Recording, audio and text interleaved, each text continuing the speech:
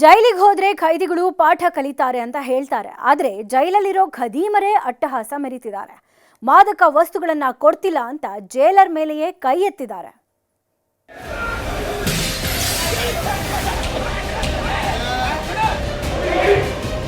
ನಮ್ಮ ರಾಜ್ಯದ ಪರಿಸ್ಥಿತಿ ಎಲ್ಲಿಗೆ ಬಂತು ನೋಡಿ. ಪೊಲೀಸರು ಅಂದ್ರೆ ಇವರಿಗೆಲ್ಲ ಲೆಕ್ಕಕ್ಕಿಲ್ಲದಂತಾಗಿದೆ. ಜೈಲಲ್ಲಿದ್ರೂ ಇವರ ಪೌರುಷ ಕಮ್ಮಿ ಆಗ್ತಿಲ್ಲ.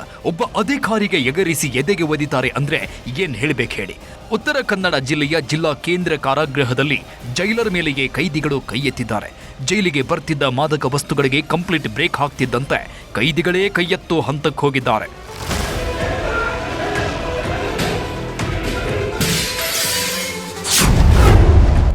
ಜೈಲರ್ ಮೇಲೆಯೇ ಕಾಲು ಎತ್ತಿದ ಪುಡಿ ರೌಡಿ. ಜೈಲಲ್ಲೇ ಅಟ್ಟಹಾಸ ಮೆರೆದವರಿಗೆ ಧರ್ಮದೇಟು. ಈ ದೃಶ್ಯ ನೋಡ್ತಿದ್ರೆ ನಿಜಕ್ಕೂ ಭಯ ಆಗ್ತಿದೆ. ಪೊಲೀಸರ ಮೇಲೆಯೇ ಈ ಮಟ್ಟಕ್ಕೆ ಇಳಿತಾರೆ ಅಂದ್ರೆ ಇನ್ನು ಜನಸಾಮಾನ್ಯರು ಸಿಕ್ಕರೆ ಗತಿ ಏನು ಅಂತ. ಜೈಲಿಗೆ ಹೋದ್ರೆ ಮನ ಪರಿವರ್ತನೆ ಆಗುತ್ತೆ. ಕೆಟ್ಟ ಕೆಲಸ ಮಾಡಿ ಬಂದವರೂ ಕೂಡ ಒಳ್ಳೆಯವರಾಗಿ ಹೋಗ್ತಾರೆ ಅಂತಾರೆ. ಆದ್ರೆ ಇವರನ್ನ ನೋಡಿದ್ರೆ ಜೈಲು ಅನ್ನೋದು ಪುಡಿ ರೌಡಿಗಳ ಪಾಲಿಗೆ ಅಡ್ಡೆಯಾದಂತೆ ಕಾಣ್ತಿದೆ. ಜೈಲರ್ ಎದುರು ನಿಂತು ಎದೆಯುಬ್ಬಿಸಿ ಮಾತಾಡುವುದಲ್ಲದೆ ಕಾಲಲ್ಲಿ ಒದ್ದು ಅಟ್ಟಹಾಸ ಮೆರೀತಿದ್ದಾರೆ. ಉತ್ತರ ಕನ್ನಡ ಜಿಲ್ಲೆಯ ಜಿಲ್ಲಾ ಕೇಂದ್ರ ಕಾರಾಗೃಹದಲ್ಲಿ ಕಳೆದೊಂದು ವಾರದಿಂದ ಮಾದಕ ವಸ್ತುಗಳಿಗೆ ಕಂಪ್ಲೀಟ್ ಬ್ರೇಕ್ ಹಾಕಿದ್ದಾರೆ. ಎಲ್ಲೂ ಕೂಡ ಸಪ್ಲೈ ಆಗದಂತೆ ಜೈಲರ್ ಬಂದೋಬಸ್ತ್ ಮಾಡಿದ್ದಾರೆ. ಇದು ಇವರಿಬ್ಬರ ಪಿತ್ತ ನೆತ್ತಿಗೇರಿಸಿದೆ. ಮಂಗಳೂರು ಮೂಲದ ಮೊಹಮ್ಮದ್ ಅಬ್ದುಲ್ ಹಾಗೂ ಕೌಶಿಕ್ ಪದೇ ಪದೇ ಕಿರಿಕ್ ಮಾಡ್ತಿದ್ರಂತೆ.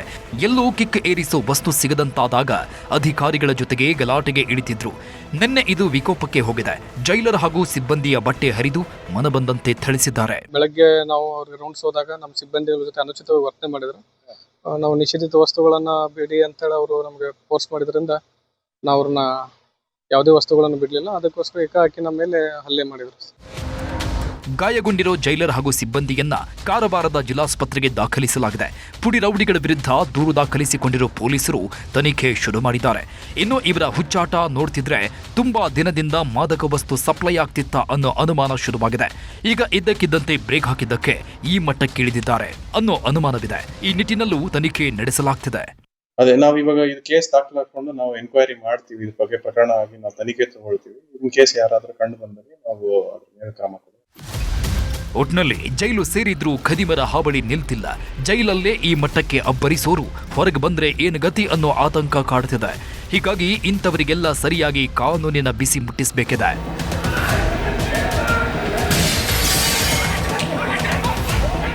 ದರ್ಶನ್ ನಾಯ್ಕ್, ನ್ಯೂಸ್ 18 ಕಾರವಾರ.